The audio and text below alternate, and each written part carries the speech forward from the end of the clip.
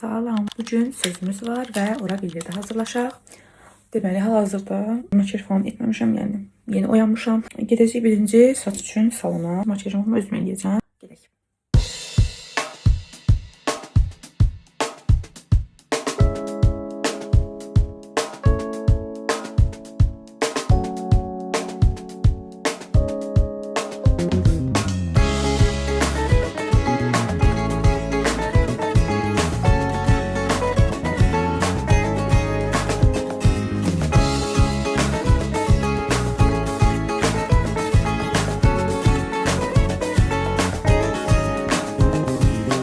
Balığa denizden başkası azaptır.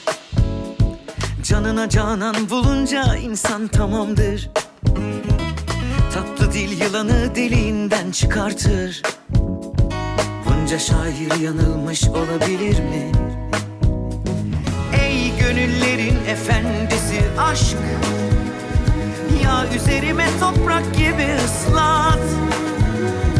Vay kaderimin ta kendisi aşk, sorgusuz sualsiz emrinde bu zat. Ne yaparsan yap, aşk ile yap. Ne dediğin değil, nasıl dediğin olay. Açılır kapılar ardına kadar.